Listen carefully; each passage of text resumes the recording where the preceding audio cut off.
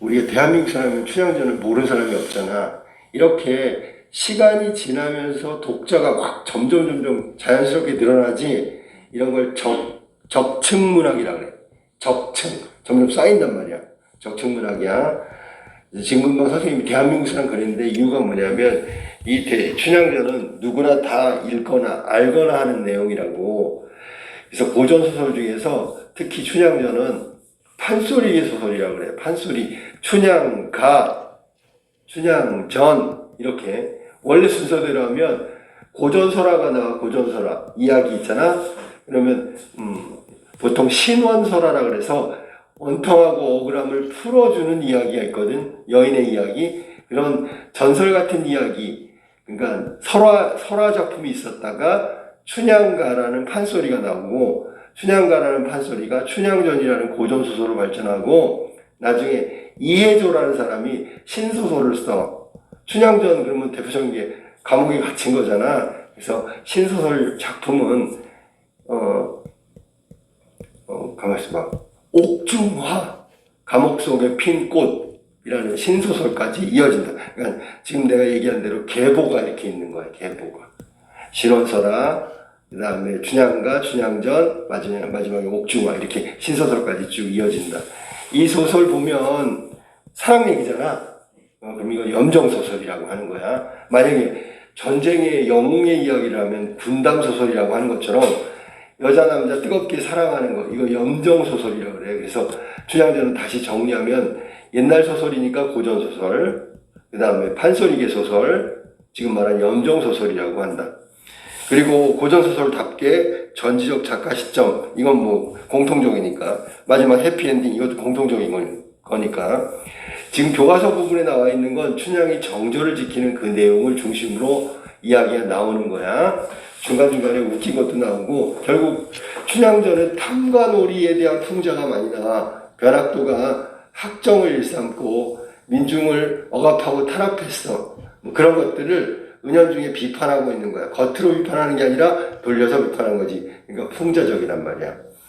그 다음에 이 소설은 전라도 남원이 배경이지. 전라도 남원 공간적 배경은. 그리고 조선 후기니까 뭐 실학사상이 대두되고 이런 근대화 과정 중에 일어나는 거야. 그래서 표면적으로는 정절을 지키는 거고, 이면적으로는 신분 상승이라는 욕망을 실현하고자 하는 춘향의 모습을 이야기하는 것도 있어. 그래서 주제, 그러면 제일 먼저 떠오르는 게 뭐냐면, 정절을 지키는 춘향이를 전제로 한다면 영원한 사랑 혹은 신분을 초월한 사랑, 이 정도로 해석하면 저기 주제로 잡으면 돼. 아니? 하지만 춘향이가 변학도의 어떤 명령을 거부하고 저항하잖아. 이건 불의에 저항하는 민중의 어떤 저항, 뭐 이게 주제가 될 수도 있어. 여러 가지 관점에 따라서 주제가 좀 달라진다. 그 다음에 춘향전에서 특이할 만한 점은 중간중간에 줄거리인데도 불구하고 운문처럼, 즉 판소리계 소설이기 때문에, 판소리가 노래잖아. 그럼 운문체가 등장해. 그래서 산문체, 운문체가 섞여 있다, 이렇게 얘기하는 거야.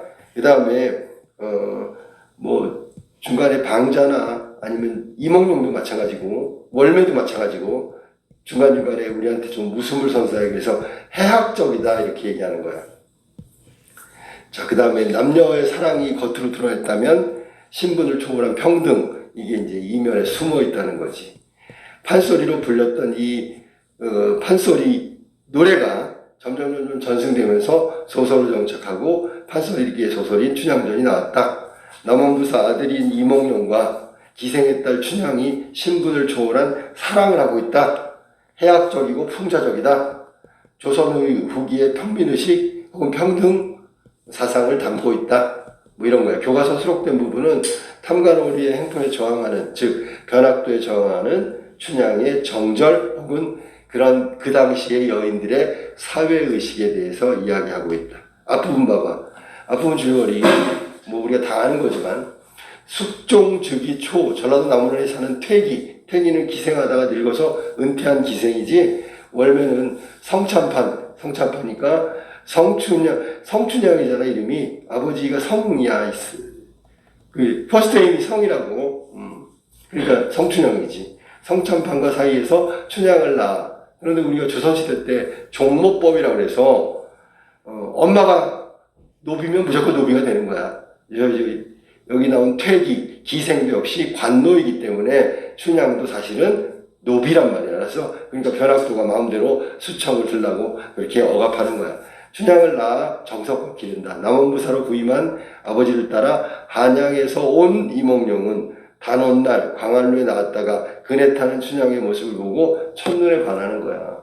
그냥 방자시켜가지고 저 여자 어디 사냐? 저기 산다 그랬더니 거기 가자. 그런 내용들로 나와. 교과서 보면 그게 아니지만 그날로 둘은 사랑에 빠져 백년가약을 맺는다. 이것도 옛날에 그 어떤 그 당시의 상황을 본다면 물론 일반화되지는 않았지만 자유연애 같은 걸 한 거야. 본인들이 서로 사랑하는 사람을 선택하는 거잖아. 우리가 좀 성춘향이라든지 성춘향은 물론이고 이몽룡은 물론이고 성춘향도 적극적이었다. 뭐 이렇게 생각을 하면 되는 당시 여인들보다 진취적이었다. 이렇게 생각하면 돼. 그러나 이몽룡의 아버지가 동부승지로 임명됐어. 그럼 서울로 가야지. 가족은 모두 남원을 떠나게 되자 이몽룡은 다음 후일을 기약하며 춘향을 두고 한양으로 떠난다. 그 후에 남원부사로 부임한 변학도가 여기 이제 탐관오리의 대표적 인물이고 민중을 탄압하던 어떤 부정적 세력이야. 변학도가 춘향을 불러서 수청을 강요한다. 하지만 춘향은 수청 요구를 거부하고 결국 옥에 갇혀 고초를 겪게 된다. 되있지, 그치? 이 옥에 갇혀서 겪게 되는 게 봐봐. 이유는 아까도 얘기했지만 둘이 서로 첫눈에 반해가지고 백년 가약을 맺었잖아. 그럼 결혼식은 안 했지만 결혼한 거나 마찬가지야. 정전. 사랑하는 사람을 바꿀 수 없다. 그래서 그 당시에는 일부 종사, 그래서 한 남편 지아비만을 섬기는 어떤 생각이 정절이고 지조였단 말이야. 그걸 지키기 위해서 옥에 갇히고 가진 고초를 겪게 된다. 한편 한양으로 올라갔던 이몽룡은 전라도 어사가 되어, 그리고 장원급제했네. 남원으로 내려오는 길에 농부에게서 남원의 변사또가 가혹한 정치를 일삼고 있다는 사실과 춘향이 옥에 갇혔다는 소식을 먼저 듣고 오는 거야. 그리고 거지 행색으로 월미와 춘향을 만나는데 춘향은 내일 죽게 될 자신의 처지보다 이몽룡을 오히려 걱정하면서 월미에게 이몽룡을 잘 돌봐달라고 부탁한다.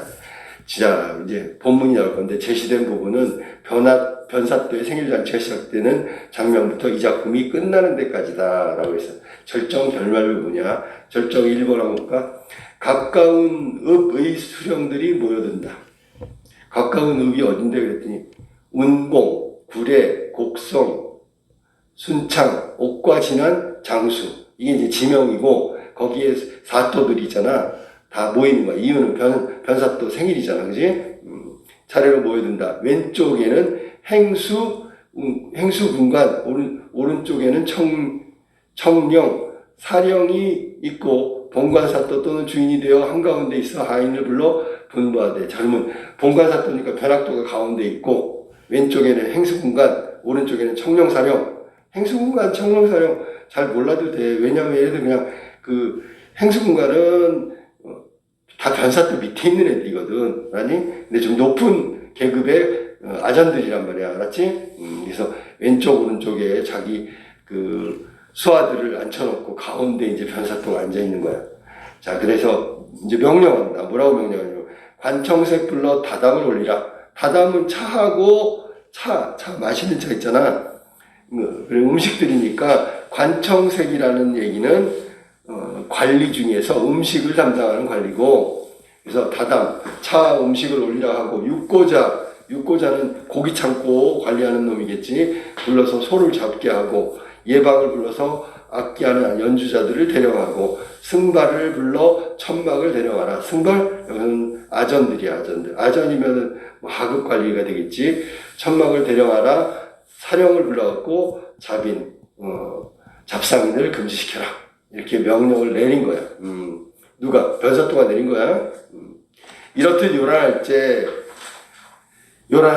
그랬잖아요. 요란할 때 온갖 깃발이며 삼현육각. 삼현, 그러면 현은 현악기니까 그 줄이는 악기 3개, 육각, 이건 필이니까 부는 악기 6개, 9개 악기가 풍류소리 공중에 떠있고, 공중에 떠있다는 얘기가 무슨 말이야? 연주하니까 막 소리가 울려 퍼진다 그런 뜻이겠지. 붉은 옷, 붉은 치마를 입은 기생들이 흰손 비단치마 높이 들어 춤을 추고 지화자 두둥실 하는 소리에 어사의 마음이 심란하구나. 밑줄 쳐볼까? 어사의 마음이 심란하대. 자, 선생님이 잘 들어. 고전소설은 전지적 작가 시점이고 전지적 작가 시점이라면 서술자, 즉 작가가 모든 걸 다 하는 거야. 모든 걸. 등장인물이 앞으로 어떻게 될 거, 지금 마음 상태, 왜 그랬는지, 앞으로 전개가 어떻게 되는지 전부 다 브루스 올마이티야. 완전히 알아니? 그러면 이 부분이 어사또 마음까지 파고 들어갔잖아. 편집자적 논평이라고 하는 거야. 서술자 개입. 어사또의 마음까지 다 하네.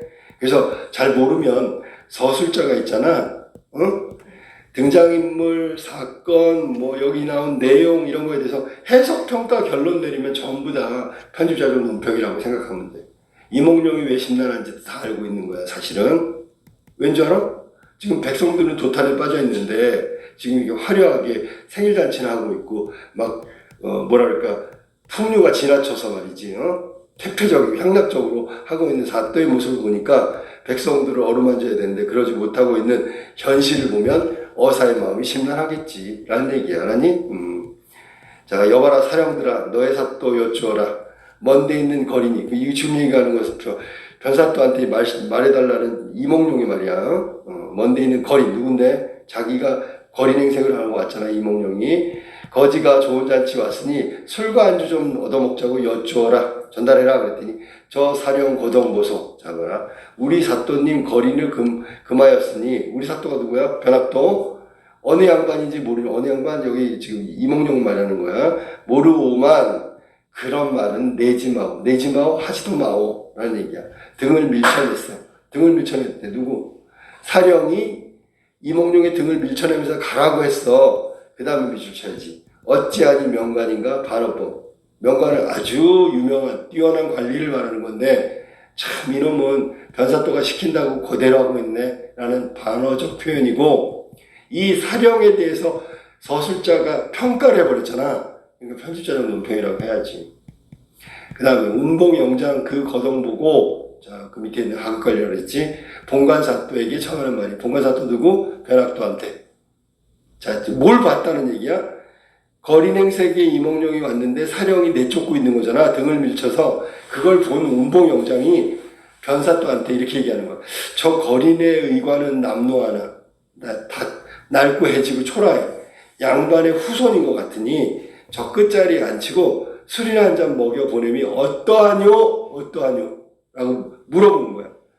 그러니까 운봉영장이 변사또한테 저 거린 저 끝에 앉혀서 그냥 술 몇 잔 주고 보내는 게 어떻겠습니까? 라고 말했더니 본관사또 하는 말이 운봉 소견대로 하오마는 쩝쩝쩝. 이게 뭐냐면 그 운봉이 그렇게 생각하면 저 말석에 앉아서 술 몇 잔 먹이는 거 그렇게 하시오. 그렇지만 좀 이런 얘기 알았니? 그러니까 뒷맛이 여기 뒤에 나오는구나. 많은 하는 끝말을 내뱉고는 입맛이 사납다 밑줄 치고 입맛이 사납다는 얘기는 변학도가 불쾌하다는 거야. 개운하지 않다는 뜻이야. 왜? 이렇게 생일날 좋은 날 기뻐야 되는데 거지 같은 놈이 와가지고 술 달라고 그러니까 아무튼 기분 나빠. 그래서 쫓아보내고 싶은데 운봉영장이 저 양반의 후손 같으니까 술 먹이라고 하잖아. 또 마지 못해서 이몽룡을 안 쳤잖아. 끼워준 거지, 그지? 그러니까 뒷맛이 사납다, 찝찝하다, 개운치 못하다. 됐지? 어사또 속으로 뭐냐? 도적질은 내가 아마 오라는 네가 받아라. 자, 도적질은 내가 하고 좋은 건 내가 하고 오라는 꽁꽁 감는 거야. 밧줄로. 그 할머니들이 우라질로 하는 그 우라질이 바로 오라야. 알아니? 오라를 진다는 얘기는 밧줄로 몸을 꽁꽁 묶는다 그런 뜻이야. 그러니까 좋은 건 내가 하고 너 싫은 거 나쁜 건 네가 다 책임져라 이놈아. 이몽룡의 그 마음속의 심리는 그렇게 돼 있다. 이거를 직역하면 어떻게 되냐면 이렇게 되는 거야. 의역해야지. 도적질은 뭐냐면 변학도를 벌 주는 거야. 알았니? 오라를 받아라. 그게 바로 벌을 준다는 얘기야. 도적질은 내가 하마 오라는 네가 받아라. 변사또를 벌을 주겠다. 오라를 받아라. 운봉영장 분부하여 저 양반 누구? 이몽룡이겠지. 듭시라고 들어오시라고 하여라. 자, 그 다음에 갈게. 어서 또 들어가 단정히 앉아 좌우를 보니 당은 집을 말하는 거고, 여기 사또가 생일 파티한다고 쭉 앉아있는 상표놓은 거기를 말하는 거야. 당 위에 모든 수령 다담상을 앞에 놓고 진양조는 우리가 판소리 할 때 제일 느린 거야. 알았니? 진양조 높아가는데, 그러면 음악 소리가 막 높아가는데 어서 또 밥상을 보니까 어찌하니 통문하랴? 통문할 수밖에 없다. 서리적 표현이라고 하면 돼. 모서리 떨어진 개상판, 개다리 소반을 말하는 거야. 그러니까 모서리는 이 맨 끝에 모서리 있고 꼭지가 다 떨어져 버린 개상판. 원래 개상판은 개다리 소반인데 이건 평민들이 쓰는 조그만 밥상이야, 알았니? 그리고 다리가 부러져 버렸네, 그지? 개상판에 당나무로 만든 젓가락, 콩나물 깍두기 막걸리, 안주가 보잘것없네. 그리고 그다음에 막걸리 그저 한 사발이 놓았구나. 그러니까 어사또가 이 밥상을 보고 화가 날까 안 날까? 나겠지요. 그 대접이 시원찮으니까라니. 산의 진미가 푸짐하게 깔려 있는데 위에는 자기 밥상은 초라해.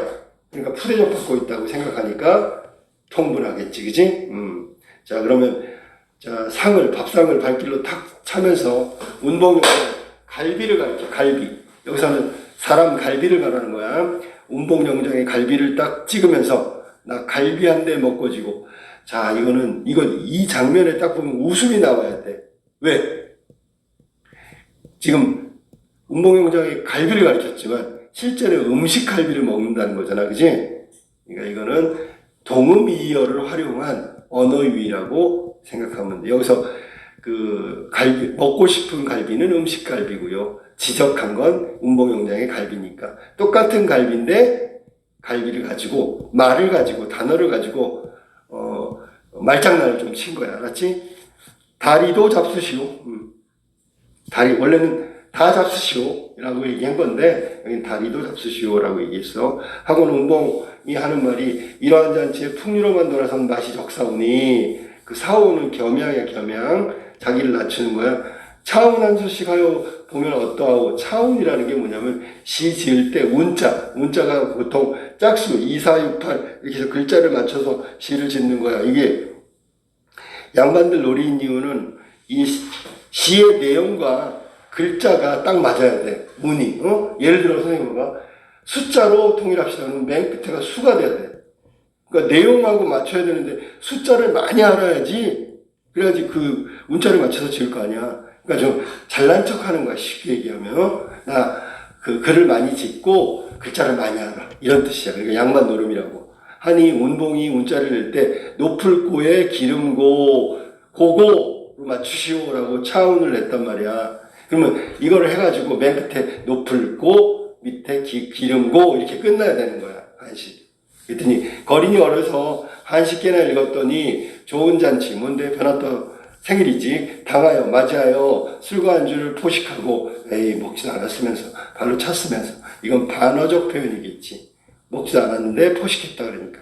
그냥 가기 민망하니 차운 한수하사이다. 그러면서 그 운에 맞춰서 시를 짓겠다 그랬더니 운봉영장이 반겨듣고 자기가 차운을 냈는데 제일 먼저 짓겠다고 하니까 반겨듣고 필연이라는 말은 우리가 붓과 벼루를 말하는 거겠지, 그지? 필연을 내어주니 좌주 쭉 앉아있는 사람들이 다 짓지도 않았는데 순식간에 글귀 2개를 지었으니 누가 지었어? 이몽룡이 어사가 지었단 말이야. 백성들의 형편을 생각하고 분과사또의 정체를 감안하여 지었겠다. 자, 백성들의 형편 어떻게 돼? 가염죽으로 가혹한 정치로 힘들지, 그지? 분과사또는 그거 나 몰라라고 생일잔치를 하고 있지. 이 현재의 상황을 염두에 두고 지은 거다. 그러면서 지었어. 뭐라 하냐면 금준미주 천인열이요 옥반가요 완성고 청륜학시 민누락이고 가성노체 완성고라. 그래서 여기 고고 2글자를 동그라미 치고 운봉영장이 냈던 차운이 바로 거기 기름고자에다가 높을 고자 2가지가 차운으로 됐다. 여기 지금 이몽룡이 지어놓은 시는 원래 아주 유명한 시지. 근데 원래는 옛날에는 이것만 나왔는데 밑에 보니까 해석이 나왔네. 한번 볼까? 금동의 아름다운 술 동그라미, 술 동그라미, 백성의 피 동그라미 두 개 연결해. 그 술은 임마 백성의 피야. 이퀄이지, 그지? 그러면 이건 은유법이라고 해야지. 안주는 백성의 기름, 이것도 은유법. 촛불 눈물, 백성 눈물, 노랫소리, 원망소리. 여기 지금 은유법은 술과 백성의 피, 안주와 백성의 기름. 이거 은유법이라고 생각하면 돼. 알겠지? 그 다음에 한시를 보면 딱 눈에 띄겠지만 금준미주, 옥반가요 이런 건 대구법이야. 천인열, 만성고 대구법이지. 글자를 딱딱 맞췄잖아. 총누락시, 가성고초 다 민누락, 원성고. 이게 지금 첫 번째 줄, 두 번째 줄이 대구, 세 번째 줄, 네 번째 줄이 대구를 이른다. 글자 수를 맞췄다라고 생각하면 돼. 알았니? 그러면 이게 지금 내용을 보면 봐봐. 그 술은 백성의 피를 빨아먹는 거고, 안주는 백성을 짜가지고 기름을 내서 먹는 거고, 촛불의 눈물, 이건 천둥이겠지. 그거는 백성의 눈물이고 뚝뚝 떨어지고, 노랫소리가 높을수록 원망소리도 상대적으로 높아간다. 그러면 완전히 씹은 거잖아, 그지? 이걸 딱 봤어. 이렇듯이 지었을 때 본관사또는 몰라보는데 운봉영장이 글을 보며 속으로 앞불사 일이 났다. 주변에 어사또가 왔다고 하던데 저 거린이 어사또구나. 알았니? 왜냐하면 옛날에 이렇게 지방관리 탐관오리를 비판하면 벌 받잖아. 감옥에 들어가고 그 치도곤이를 당하는데 저렇게 지었다는 얘기는 어사또일 가능성이 있다고 운봉은 짐작한 거야. 그러니까 앞불사 일이 났다. 어사또가 온 것 같아. 뭐 이런 거야, 알았니? 이때 어사또가 아직하고 간 이후에 각 아전들에게 분부하되, 야, 일이 났다. 자, 이제 운봉영장이 수습하는 거야. 공방불러 돗자리 단속. 자, 이거 이제 정야란 얘기 알았니? 병방을 불어서 역마단속. 왜냐면 우리가 보통 감사라는 게 더 높은 관리가 와가지고 여기 잘 하고 있어? 서류 가져와봐. 뭐 이런 거 하거든. 그럼 예를 들어 곡식 창고에 관청에 곡식이 100가마 있었다. 그럼 와가지고 창고를 열고 100가마를 세는 거야. 60가마야. 그럼 40가마 어디 있어? 말 못하면 얘네 잡혀가는 거야. 알았니? 그러니까 다 관리해야지. 그래서 잘 모르면 공방이 돗자리단 관리하고, 병방이 역마가 관리하고, 관청색 다담상 관리하고, 옥형방은 쓸데없는 죄인이 왔는지 없는지 풀어줄 사람 풀어줘야 되는데 안 풀어줬는지 이런 거 확인하는 거야. 집사 불러서 형틀 단속하고, 형방 불러서 장부 다 맞춰야 돼. 실제하고 장부하고, 사령들 불러서 숙직 단속하고. 숙직이라는 말이 나왔는데 이 숙직은 원래 옛날에는 이렇게 학교 옆에 집이 있어가지고 한 사람씩 돌아가면서 그 집에서 자면서 밤사이에 누가 낯선 사람이 들어오거나 뭐 급한 일이 생기거나 하면 바로 대처해야 되잖아. 그걸 관사라고 불렀어. 그래서 관공서에 딸린 집을 관사라고 그래. 그럼 여기 배락도도 관청이니까 관청 옆에 숙직이 있었겠지, 그지? 한참 일이 요날 이제 사정 모르는 저 본관사또가 여보 운봉 어디 다니시오? 소피 보고 들어오. 본관사또가 술주정이나 나서 분부하되 춘향이 급히 올리라. 그러니까 본관사또는 전혀 지금 상황 파악을 못하고 있는 거고, 운봉은 저 거린이 지어놓은 한시를 보고 어사또임을 직감했단 말이야. 그래서 자기 밑에 있는 아전들, 더 낮은 아전들한테 이것저것 시키고 있는 거야. 자, 그 다음에 이때 어사또 부하들과 내통한다. 서리를 보고 눈길을 보내니 서리. 중방거동보소. 서리라는 게 어떤 벼슬이냐면 원래 실제로 지방관청에서 실무를 담당하는 사람이 서리고, 그 다음에 중방은 여기서는 변사또가 있으면 그 사람 시중 드는 사람이 중방이야. 역조를 불러서 단속할 때 이리 가며 수군, 저리 가며 수군. 서리 역절 거동보소. 자, 지금 이 상태가 뭐야? 지금 굉장히 막 당황하고, 자, 일단 읽어준 다음에 할게. 외월 만건, 외월이니까 한 줄밖에 없는 만건, 세패랭이 늘어서, 그럼 여긴 지금 어사또가 자기 부하들을 갖고 지금 하는 거야. 저쪽은 운봉영장이 어사또 출동할까봐 이렇게 자기 밑에 있는 애들 단속했잖아. 어사또는 이제 나와가지고 이제 암행어사 출두하기 전에 자기 밑에 있는 부하들 있지? 다시 정비하는 거야. 이제 암행어사 출두하려고. 지금 그거야. 알았니? 세패랭이 눌러쓰고 이거 봐봐. 석자 간발 새 집신에 한상고의 산뜻하게 차려입고, 그러니까 밑에 막 펄럭이는 바지들 잘 이렇게 묶어가지고 이제 막 뛰어가야 되니까, 알았니? 그거 하고 있는 거야. 그다음에 육각형 방망이 사슴 가죽끈으로 손목에 걸어지고, 이거는 가서 저항하는 놈, 반항하는 놈 있으면 막 때리는 거지. 암행어사 출두하고 나서 여기서 번쩍 저기서 번쩍 남원군 남원읍이 우글우글 청파역절 거정보소 달같은 마패 이렇게 들고선 암행어사 출도요. 여기 이제 바로 반전이지, 그지? 이야기가 확 바뀌는 거야. 거린이었던 이몽룡이 암행어사였다는 신분을 드러내는, 즉 극적 반전이 일어나는 부분은 암행어사 출도요라고 얘기하고, 그 다음에 나오는 게 서술자의 논평이란 말이야. 또 외치는 소리에 강산이 무너지고, 이거 봐. 그 상황을 얘기하는 거야. 천지가 뒤집히는 듯 초목금수인들 안이 떨려요. 안이 떨려. 다 떤다. 아니, 초목금수가 풀과 나무와 짐승들이 다 벌벌 떠는지 아는지 자기가 어떻게 알아. 자기가 떤다고 그냥 결론 내려버렸어. 해석하고. 그러니까 여기는 과장법이지. 아무리 암행어사 출도가 크다고 하고 그 권세가 크다고 하더라도 어떻게 강산이 무너져. 천지가 뒤흔들려. 그거는 과장법이고, 그 다음에 지규법이고, 편집자적 논평이다. 이제 암행어사 출도하니까 남문에서 출도야, 북문에서 출도야, 동서문 출도 소리, 푸른 하늘, 맑은 하늘에 진동하고 모든 아전들은 들어라. 외치는 소리에 육방이 이호의 병영공 육방이 넋을 잃어 공영이여 등채 후다다. 등이 한 대 스매싱 한 거야. 애고 죽는다. 공방이 자리 들고 들어오며 안 하겠다는 공방을 하라더니 결국 내가 저 불 속을 어찌 들어가냐, 나 죽었다라고 얘기하는 거야. 그랬더니 등채, 채찍으로다가 확 후다닥 했더니 에고 머리 터졌네 라고 얘기한 거야.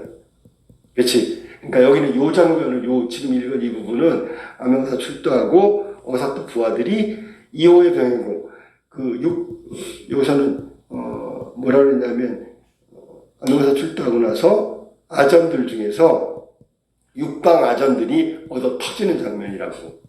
됐지? 그 다음에 좌수별감 넋을 잃고 이방호방 혼을 잃고 나졸들이 막 뛰어다녀. 지금 이 장면이 무슨 장면이냐면 암행어사 출두하고, 자, 육방 말고 나머지 있잖아. 변학도에 그 밑에 있던 그 관청에 있던 관리들이 있잖아.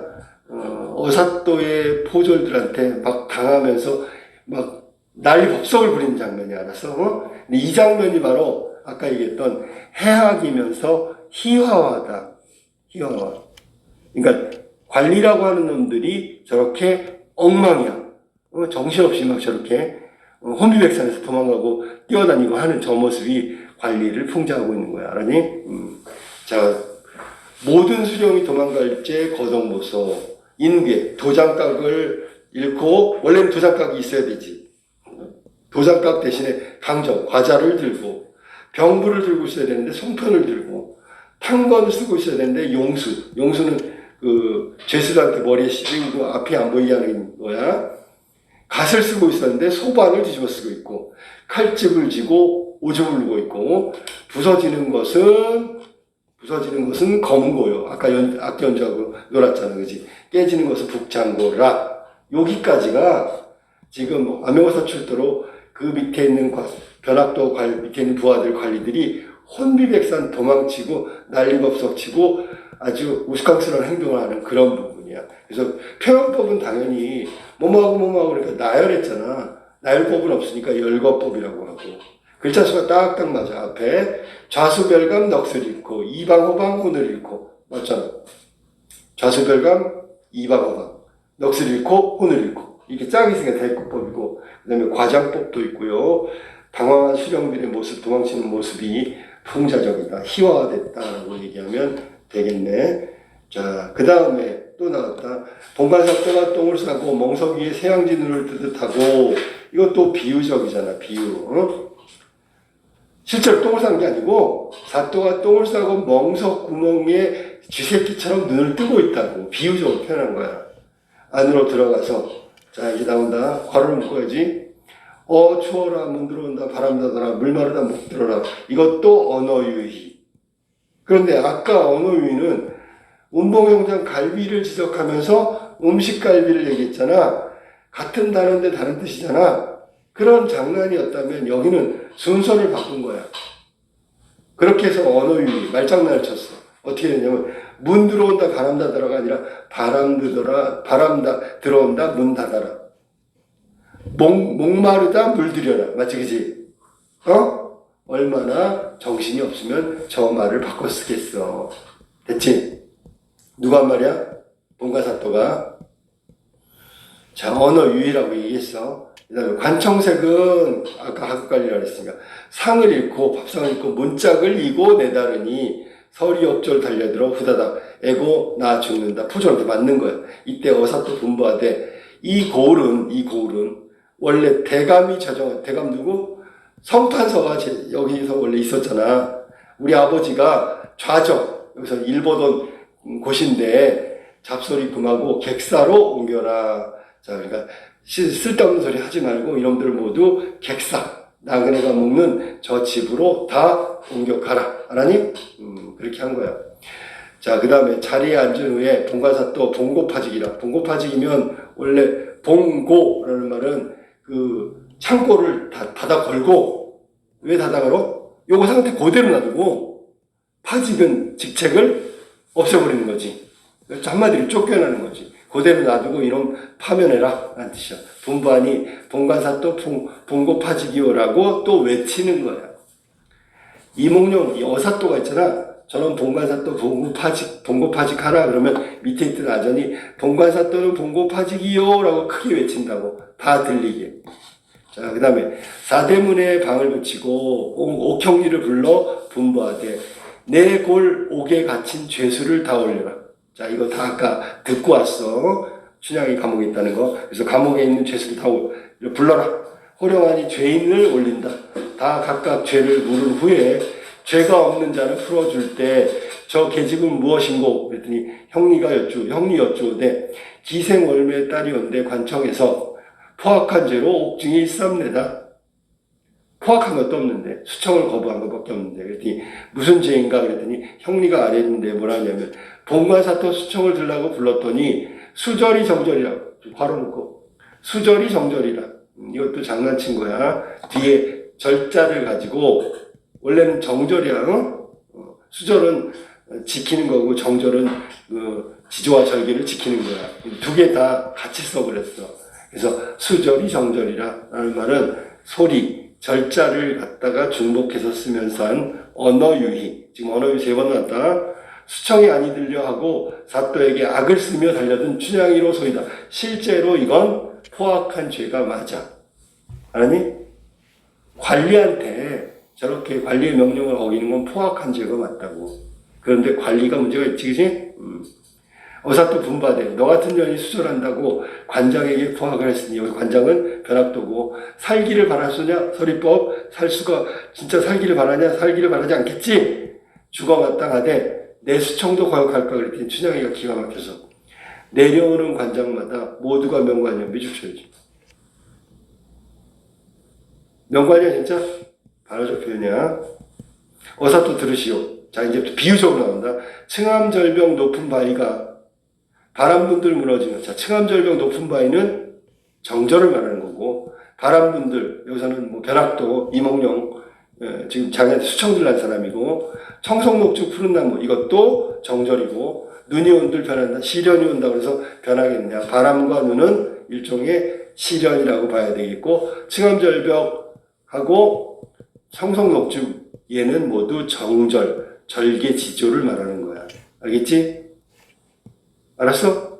바람하고 눈이 뭐라고? 수청을 들라고 하는 포악을 말하는 거야. 알았니? 결론은 뭐야? 수청을 안 들겠다는 얘기지, 그지? 그런 분부 마옵시고 어서 빨리 죽여주오 라고 이야기하며 끝까지 정절을 지킨다. 그러면서 향사라, 서방님 어디 계신가 보아라. 어젯밤에 옥문간에 와 계실 때, 이 전의 내용에 이몽룡이 옥에 왔다는 거지, 그지? 천만당부 하였더니 어디를 가셨는지 나 죽는 줄 모르는 거야. 바로 놓고 볼래? 향단이 불렀어. 나 이렇게 죽어가는데 왜 몰라라고 지금 얘기하고 있잖아. 알았니? 어? 자, 그럼 결국은 나는 죽을 것이다 라고 얘기했으니까 죽음을 두려워하지 않는 춘향의 모습이고 정절을 지키겠다는 뜻이고 향단이를 불러서 이야기한 게 굳은 의지를 드러내고 있다. 됐지. 어사또 분부하되 얼굴 들어보아라 하시니 춘향이 고개를 들어 위를 살펴보니 거린으로 왔던 낭군이 분명히 어사또가 되어 앉았구나. 자, 여기도 극적반전. 극적반전 두 번 나와. 암행어사 출도요 극적반전. 그 다음에 춘향이 고개를 들고 보니까 이몽룡이 어사로 온 거야. 극적반전 또 한 번 나왔어. 반웃음 너무 기뻐. 어사또가 왔으니까 난 살았어 이제. 반울음 너무 기쁨이 뭔지 알겠지? 자, 얼씨구 좋으시고 어사난군 좋으시고 남은 읍내 가을이 들어. 그쵸, 가을이 들어. 이것도 비유적 표현이야. 알았니? 떨어지게 되었더니 자, 가을이 들어라는 얘기는 변학도가 수청을 들라 그래서 감옥에 가고 죽게 생겼잖아. 그거 의미하는 거고 객사에 봄이 들어. 봄이 들어는 뭐야? 어사또 이몽룡이 찾아와서 자기 살려주는 거야. 이화춘풍 이화 동그라미 쳐볼까? 이화 동그라미 쳐. 자, 이화는 원래 봄에 피는 꽃이야. 그러면 한 가지 뜻. 이화는 뭐냐면 어사또가 이몽룡이 어사가 돼서 어사화 그 모자 있잖아. 앞에 꽃 있는 거 어사또가 됐다는 얘기. 중의법이라고 하는 거야. 실제로 봄에 피는 백꽃이라고 해도 되고 이몽룡이 어사가 됐다는 뜻도 돼. 알았니? 날 살린다. 꿈이냐 생시냐 꿈인지 생시인지 구분이 안 돼. 꿈을 깰까 염려로다. 꿈이라면 꿈에서 깨는 게 걱정된다라고 얘기했고 어려운 상황 가을이 들어서 떨어지게 죽게 생겼는데 봄이 돼서 내가 살아나는구나 라고 얘기한 거야. 그 다음에 한참 일이 즐길 적에 춘향엄이 들어와서 끝없이 즐겨하는 말이 자 밑줄 쳐야 돼. 어찌다 설화하랴 밑줄 쳐야 되겠네. 이것도 편집자적 논평이라고 이야기하면 되겠네. 이 부분이 춘향전의 가장 클라이막스 부분이야. 알았어? 제일 재미난 부분이야. 이거까지 잘 한번 확인해보고 다음 시간에 결말할게. 자, 지금부터 결말이야. 결말. 춘향이 높은 절개 광채 있게 되었으니 어찌하니 좋을순가. 아주 좋다는 뜻이고 문제는 이 부분은 편집자적 논평, 서술자 개입이 들어간 거야. 봐봐라. 춘향이의 높은 절개에 대해서 평가하고 있잖아. 그러니까 맨날 얘기하는 게 편집자적 논평이라는 건 서술자, 작가가 등장인물, 사건, 배경 뭐 이런 거에 대해서 해석, 평가, 결론 내리면 이거는 편집자적 논평이구나 라고 생각하면 돼. 그리고 여기 지금 보면 춘향이 높은 절개에 광채가 됐대. 광채는 빛이잖아. 그럼 결국은 춘향이 그 탐관오리인 변학도한테 저항하고 이랬던 거의 끝이 좋게 끝났다라는 것이고 사건을 요약적으로 마무리하고 있는 문장은 바로 이 문장이란 말이야. 그러니까 춘향이가 그동안 변학도에게 시달렸는데 그 일이 해결됐다. 끝났다. 이몽룡이 등장으로 끝났다. 그러니까 결국 앞에서 쭉 있었던 사건이 요약적으로 끝난 걸 말하는 문장은 바로 여기 춘향이 높은 절개에 광채 있게 되었으니 라는 부분이고 어찌하니 좋을선가 이 부분은 편집자적 논평이라고 하면 돼. 알았지? 어사또 남원에 공무 다한 후에 공무가 뭐야? 공적인 거니까 어사또의 임무를 다 한 다음에 춘향 모녀와 향단이를 서울로 데려갈 때야. 위의라는 건 위세를 말하는 거야. 겉으로 드러나는 위험, 위세. 그러니까 근엄하게, 아주 거창하게, 찬란하니. 자, 또 나왔어. 세상 사람들이 누가 하니 다 칭찬한다. 이것도 편집자적 논평이라고 볼 수 있는 거야. 이때 춘향이 남원에 하직할 때 영귀. 이 영귀라는 말은 영자가 원래 이게 번영할 영자거든. 귀할 기자. 그러니까 잘 됐잖아 지금.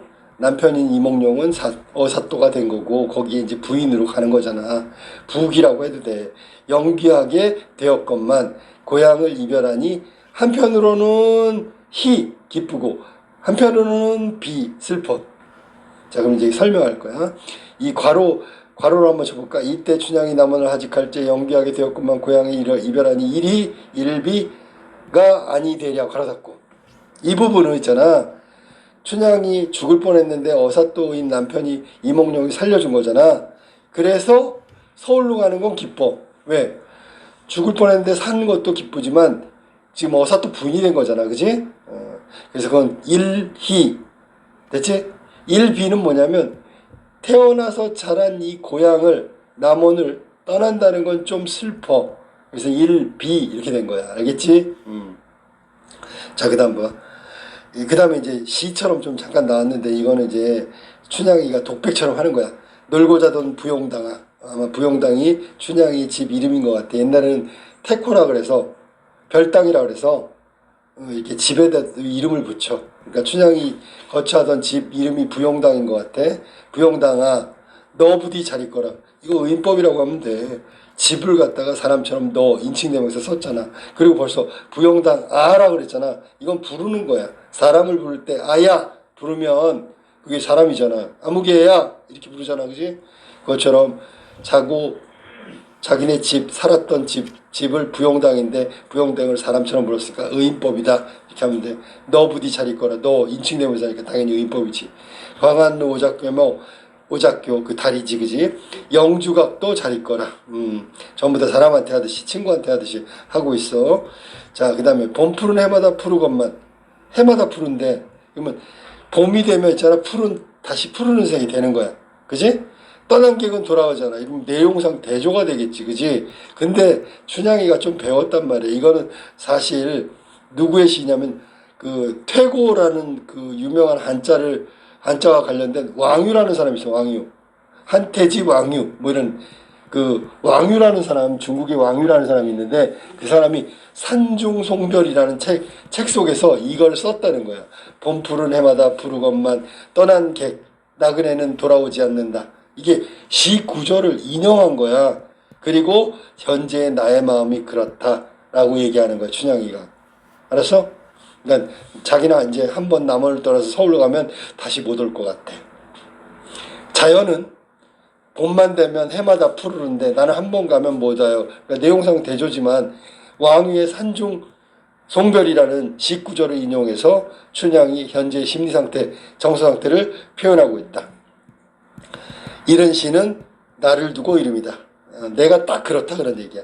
다각기 이별할 때 길이길이 무고없어서 이건 이제 사람한테 다 이제 기원하는 거야. 춘향이가 뭐냐면 사람이건 뭐건 간에 아무튼 이별할 때 앞으로 아무 일이 없었으면 좋겠어 라고 이별하는 거야. 이별하는 말이겠지, 그지? 다시 보기 기약 없네. 그러니까 다시 언제 볼지 모르겠다라는 뜻이야. 그래서 일희일비의 일비가 바로 이거란 말이야. 이때 어사또 좌도 우도 읍들을 순찰은 순서대로 가는 거야. 순서대로 살핀 다음에 민정 백성들의 생활을 살핀 후에 서울로 올라가 임금님한테 절하니 판서 참판 참의들이 입시하여, 입시는 대궐에 들어오는 거고, 보고서를 살핀다. 누구 보고서? 이몽룡 보고서. 위에 좌도 우도 다 순찰했잖아. 민정을 살피고 보고서를 썼을 거 아니야. 그걸 살피는 거야. 임금께서 크게 칭찬하시며 즉시 이조참이 대사성에 봉하시고. 잘했다 못했다? 잘했다고 상 주는 거야. 알았니? 벼슬을 올려줬어. 이조참의 대사성에 봉하시고 임명하시고 춘향으로 정렬 부인을 봉하신다. 사실은 이건 안 돼. 당시 조선 신분제도상 얘가 정렬 부인 될 수가 없어. 관기의 딸이기 때문에, 퇴기의 딸이기 때문에 종모법으로 엄마가 하인이면 무조건 하인이야.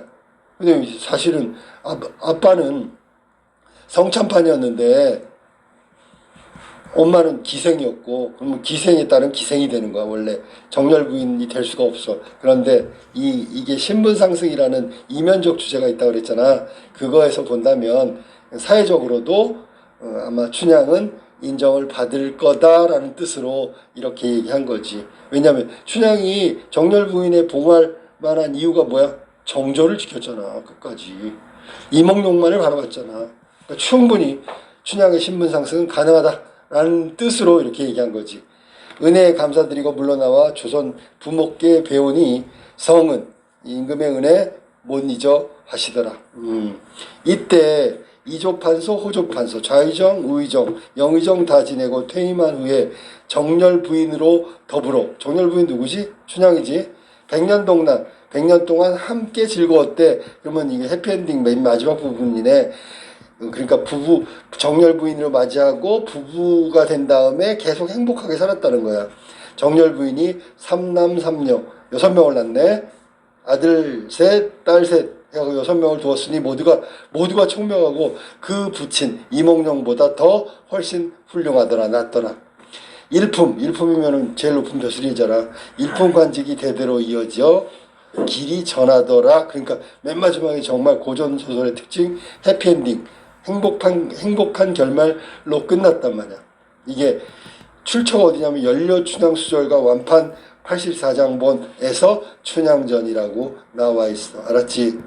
이렇게 해가지고 맨 마지막에 해피엔딩으로까지 끝났단 말이야. 그러면 이제 앞에서부터 이제 전체적으로 이제 확인을 해봐야 돼. 춘향전이라는 거 저번 시간에도 다 얘기해줬지만, 춘향은 이 표면적 주제와 이면적 주제가 있고, 당시 조선 사회가 엄격한 신분제가 무너지기 시작하면서 이렇게 춘향 같은 뭐 예를 들면 소외됐던 계층이 신분 상승이라든지 이런 것들을 기대하면서 그런 민중의식이 반영됐기 때문에 이런 것들이 나온단 말이야. 다시 한번 정리해 볼게. 이건 시대상은 고전소설이고, 판소리 개소설이라 그랬지. 신원설화 다음에 춘향가, 춘향전, 그 다음에 옥중화라는 신소설까지 이어지는 그 역사적인 단계가 있단 말이야. 그리고 여기 지금 춘향을 중심으로 한다면 평민적이라니까 평민 주인공이야. 그 다음에 웃긴 부분이 나오지. 예를 들면 여기서 이몽룡이 어사가 됐는데도 막 거린 차림으로 오고 막 이런 것도 그렇단 말이야. 근데 풍자적이라는 것은 사실은 이 벼락도라는 탐관오리에 대해서 비판한 게 직접적 비판이 하나도 없어. 하지만 탐관오리가 벌을 받았잖아. 그러니까 이건 벌 받을 짓을 했다. 결론적으로 잘못된 짓이다 라는 걸 얘기하고 있는 거야. 풍자적이야. 평민적이고 해학적이며 풍자적인 성격을 띈다. 당연히 고전소설이니까 전지적 작가 시점, 서술자 개입, 편집자적 논평이 등장하고 있다. 여기 이 부분은 끝까지 정절을 지키는 춘향의 정절이 중심이야. 중심. 알았지? 시대적 배경은 언제라고? 조선 후기. 그 다음에 공간적 배경은 전라도 남원 정도 되겠다. 그 다음에 표면적과 이면적이 있는데, 남녀 간의 엔드리스 러브, 뭐 영원한 사랑, 이거 얘기한 게 표면적이고, 이면적은 그 지배계층 중에서 탐관오리 같은 부정한 지배계층에 대한 뭐 저항 정도 하면 되겠어. 알았지? 그 다음에 시험에 자주 나오는 건 뭐냐면, 이 판소리계 소설이기 때문에 운문적 성격과 산문적 성격이 섞여 있다. 운문체와 산문체가 혼재되어 있다. 이렇게 얘기하는 거야. 그 다음에 인물의 해학적인 것은 거린도 나오고 방자도 나오고 다 웃겨. 알았니? 그 다음에 남녀 간의 사랑이 겉으로 드러나. 그런데 속으로는 신분에 관한 것이기 때문에 인간 평등 사상이 또 들어가 있다는 거야. 요것도 까먹으면 안 돼. 알았지? 그러니까 전체로 보면 세 가지인데, 첫 번째는 남녀 간의 사랑이고, 두 번째는 불의한 지배계층에 대한 항거, 세 번째는 인간평등 사상. 이렇게 세 가지로 구분할 수 있다. 그 다음에 고전소설에는 우연성이라는 게 있는데, 반대로 현대소설에는 필연성이 있는 거야. 우연성이라는 게 진짜로 어떻게 예를 들면 심청전에서 신봉사가 물에 빠지거든. 딱 그때 화주승이 나타나서 공양미 상백석 얘기하거든. 이런 거 우연성이라고. 그리고 여기서도 춘향전에서도 그래. 하필이면 벼락도 생일날 거기 도착해가지고 잔치상에서 또 시도 쓰고요. 춘향이 죽기 직전에 가서 딱 드라마틱하게 구해줘. 뭐 이런 것들도 어떻게 보면 우연성이라고 봐야 되겠지, 그지? 그 다음에 고전소설이건 소설이건 간에 현대소설이건 간에 복선이 있잖아. 복선이라는 게 미리 결말을 암시해주는 게 복선이잖아. 맞지? 그런 것들도 의도적으로 설정돼 있다라는 부분을 알 수 있어. 자, 그 다음에 여기 내용 중에 춘향이 변사또의 수청을 요구했는데, 춘향한테 수청을 들기를 요구했는데 거부한 이유가 뭐야? 그랬더니 첫 번째는 이몽룡하고 백년가약을 맺었잖아. 그지? 실제로 혼인을 한 건 아니지만 아내가 된 거지, 그지? 그러면 여인은 한 남편만을 섬긴다. 이게 정절이고 지조인데 그걸 생각했기 때문에 거절했다. 또 하나는 뭐냐면, 여기서는 그렇게 이몽룡 말고 변학도의 요구가 지나치고 부당해. 그래서 불이한 거지. 정의롭지 못한 거야. 그래서 맞서 싸우는 서민 계층의 어떤 의지 뭐 이런 걸 드러내기 위해서 거절했다. 이렇게 얘기할 수 있는 거야. 두 개 다. 그러니까 여기에는 뭐가 들어가 있냐면 조선 후기에 서민의식이 들어가 있어. 서민의식. 서민의식이 뭐야? 서민의식이 뭐냐면 그 이전의 시대에 무슨 신분적 굴레 뭐 이런 거 있잖아. 억압 이런 것들을 그냥 묵과했었어. 근데 서민의식이라는 건 뭐냐면 인간 평등 사상이라든지 인간의 존엄성이라든지 이런 생각을 조금 갖기 시작하는 거야. 그게 서민의식이고 평등의식이란 말이야. 그런 것들이 나타나는 거야. 춘향전에. 자, 그 다음에 편집자적 논평 아까 나왔던 거 다시 얘기하면 다시 한번 정리한다. 고전소설에는 빈번하게 편집자적 논평이 등장하는데 주로 사건이나 인물의 언행에 관해서 서술자가 의견을 밝히거나 평가하는 게 대부분이야. 그러니까 아까 얘기했듯이 인물, 사건, 배경에 대한 서술자의 해석평가 결론 그러면 그걸 편집자적 논평이라고 한다고. 알겠지? 그리고 선생님 얘기 들어봐. 어찌하니 통분하랴 이런 식으로 한다는 건 뭐냐면 서술자가 그 말을 함으로써 있잖아. 독자들이 동감하기를 바래. 혹은 이런 상황에 대해서 전달하는 거니까 이해하기를 바래. 공감과 이해를 이끌어낸다. 서술자가 그렇게 얘기함으로써. 알았지? 그게 이제 편집자적 논평의 주된 기능이라고 보면 되겠어. 자, 그 다음에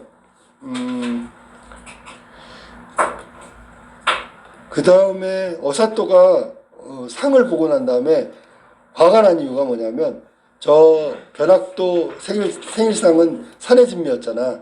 근데 여기 개다리 소반에 뭐 당나무 막걸리에다가 콩나물 깍두기 너무 형편없는 대접을 받으니까 화가 나서 인상을 찌푸렸다. 알았니? 그 다음에 한시는 아까도 얘기했고 금준미주 그 부분은 좀 알아뒀으면 좋겠어. 거기 이제 은유법이 쓰인 게 술은 피요 안주는 기름이고 촛불 눈물은 백성의 눈물이고 여기 떠도는 노랫소리는 원망의 소리다. 이게 다 비유적으로 표현한 거야. 알았지? 그러니까 결국은 이 한시가 민중의 분노, 탐관오리가 가혹한 정치를 한 거 이런 것들이 다루어지는 내용, 주제라는 걸 암시하고 있는 부분이 한시란 말이야. 그리고 여기 지금 봐봐. 벼락도 생일날 좋은 날 저걸 딱 썼단 말이야. 그럼 벼락도가 저걸 보면 깜짝 놀라겠지. 왜? 생일 다 망치는 거지. 네가 먹고 있는 술이 백성들의 피래. 피 빨아먹는 거래. 알았니? 그러니까 여기서는 지금 이 시 한시가 극적 긴장감을 고조시킨다. 유발이 아니라 고조야. 알았어? 자, 그 다음에 여기 지금 보면 판소리라는 건 원래 노래거든, 그지? 그걸 갖다가 소설임에도 불구하고 그런 문체를 갖다 중간중간에 써. 그러니까 여기는 운문체를 얘기하는 거고 나머지는 줄거리니까 산문체겠지. 운문체를 왜 썼을까? 그러면 봐봐, 운문체는 노래잖아. 그러면 저 판소리 어투를 쓰면은 운문체를 쓰면 생동감과 현장감이 좀 느껴져. 흥얼흥얼 되는 거야. 노래니까. 알았니? 근데 중요한 건 뭐냐면 이게 있잖아. 적당히 해야 돼. 지나치게 운문체인 판소리 어투를 쓰면 있잖아. 이게 균형이 깨져갖고 이게 소설인지 판소리인지 이게 불균형한 느낌을 준단 말이야. 이거는 엄연히 소설이니까 판소리계 소설이라고 하더라도 판소리 문체, 즉 운문체는 적당히 써야 한다. 알았지? 주로 산문체가 많아야 한다는 거야. 소설이기 때문에. 그 다음에 운봉영장이 중간에 한시를 보고 깜짝 놀랐잖아. 결국은 벼락도 같은 탐관오리가 가렴주구가 뭔지 알아? 가혹한 정치로 백성들을 힘들게 하는 게 가렴주구거든.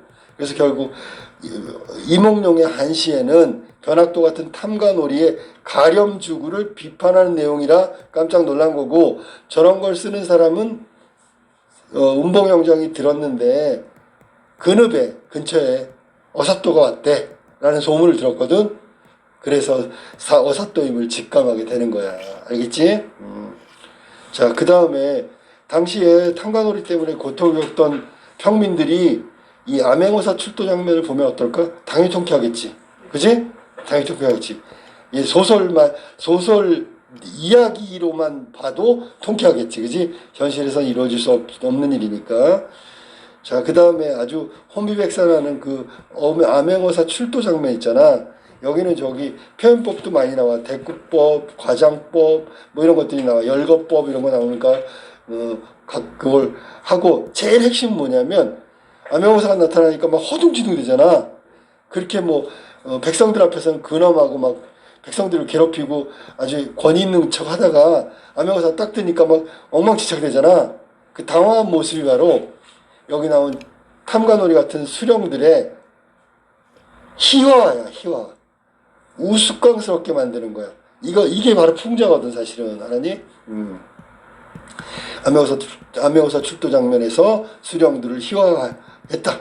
그래서, 보는 사람, 즉, 독자로부터 통쾌함을 느끼겠다. 뭐 이런 거야, 알았니? 그 다음에 언어 유희 중에서 여러 종류가 있는데, 문 들어오라 바람 닫아라 물 마르다 목 들여 이런 것처럼 순서를 바꾸게 한 것도 있고 발음 유사한 발음을 가지고 장난친 것도 있고 이게 다 해악이야. 알았어?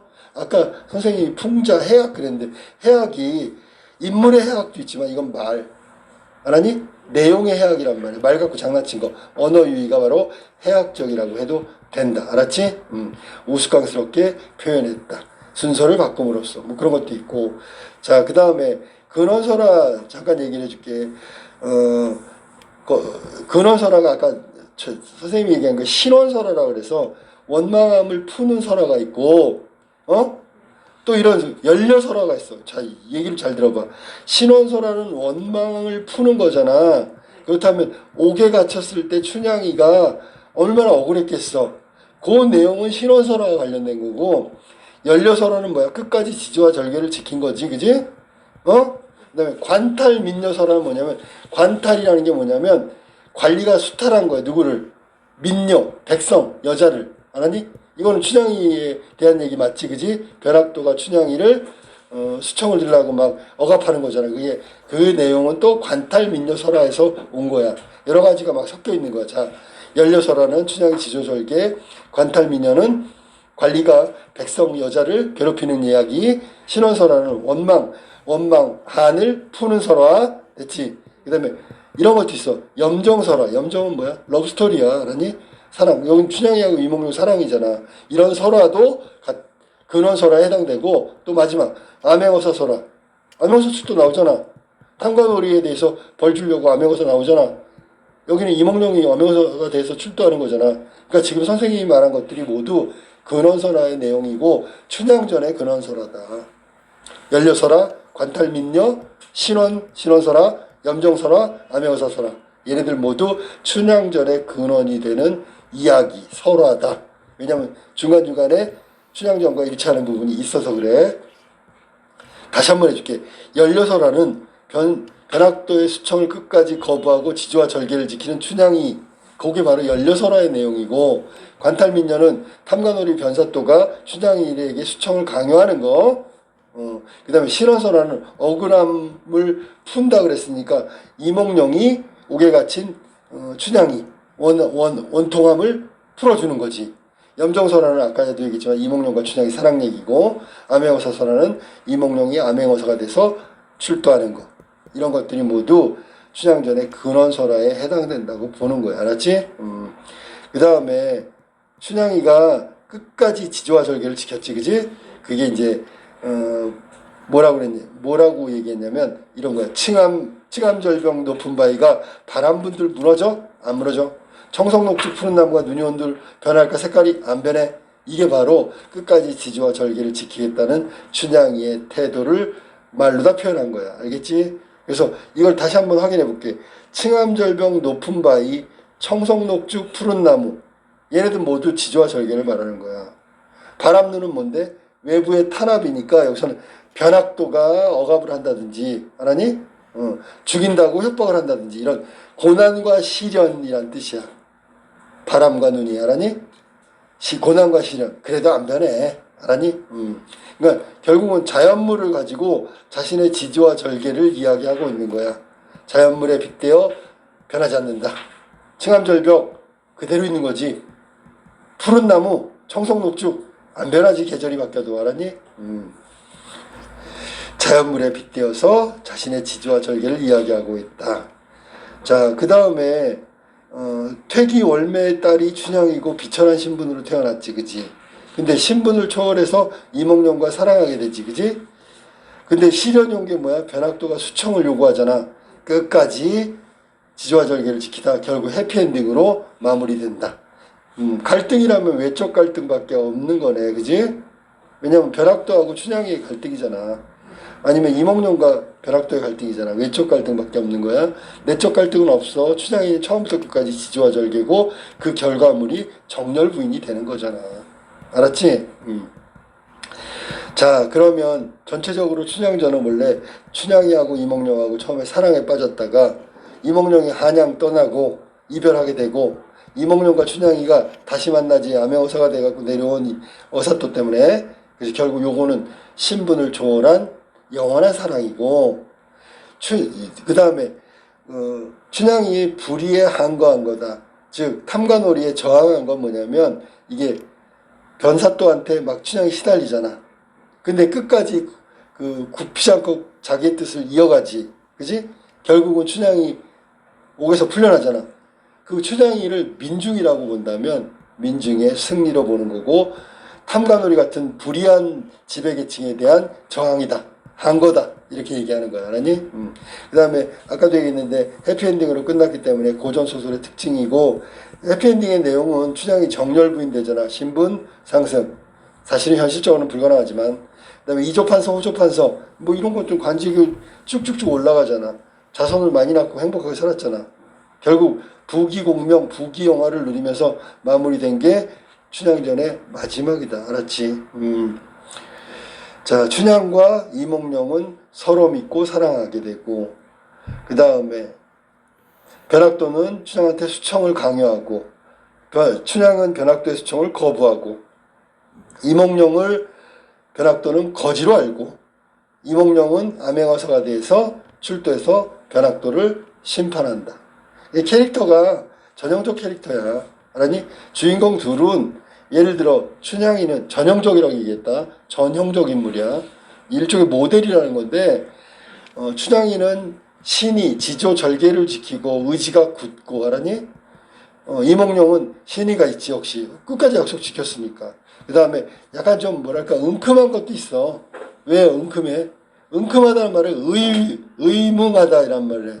의뭉하다. 똑같은 말인데 괜히 한번 떠보는 거 있잖아. 그런 걸 의뭉하다, 의뭉하다, 은큼하다, 그리고 재치가 있지. 근데 이제 변학도는 전형적인 캐릭터지. 무슨 캐릭터? 전형적인 인물이야. 얘도 악인의 전형적인 인물이야. 포악하고 사치스럽고 방탕하고 뭐 이런 것들을 이야기한 거. 강압적이고. 자, 그 다음에 마지막으로 이거 얘기하고 끝내줄게. 이 조선 후기를 배경으로 하고 있는 춘향전에 그 당시의 사회적 배경에 이건 좀 적어야 되는 거야. 첫 번째, 신분제도가 있었어. 뭐가 있냐면 양반이 있고 중인이 있고 평민이 있고 천민 이렇게 4계급으로 나뉘지. 신분제도는 분명히 있었어. 물론 다 무너지고 문란해졌지만 신분제도는 있었어. 두 번째, 탐관오리의 가렴주구. 탐관오리 같은 놈들이 부정한 관리들이 백성들을 괴롭히는 시대야. 됐지? 그 다음에 세 번째, 암행어사 같은 벼슬이 있었어. 하도 부정부패가 심하니까 지방 수령들을 관리하는 혹은 감찰하는 암행어사 제도가 있었다. 그 다음에 또 하나, 춘향이를 보니까 여성의 정조를 중요시했다. 지조를 중요시했다. 이게 당시 사회상이야. 춘향전에 나와 있는 사회상이다. 알겠지? 뭐 우리나라 사람이 모르는 건 아니니까 다시 한번 적층문학이다. 적층. 독자가 있잖아. 계속 쌓이는 거야. 대한민국 사람은 무조건 춘향전에 독자가 되는 거야. 이런 걸 작품에 독자가 계속 쌓인다 그래서 적층문학이라 그래. 까먹지 마. 자, 그리고 그 양반에 대한 풍자와 조롱과 관련해서는 그 황해도 일대에서 민속극으로 연기되던 봉산탈춤이라는 게 있어요. 봉산탈춤. 봉산탈춤의 내용 중에 양반에 대한 조롱과 풍자하는 내용, 뭐 제7과장 중에 6과장에 해당되는데 그 부분도 양반에 대한 조롱이니까 공부해 두는 게 봉건 사회에서 일어날 수 있는 부조리한 일들 그런 것들을 비판하는 내용으로 공통점이 있다. 그래서 봉산탈춤도 아울러 공부해 두면 도움이 될 거야.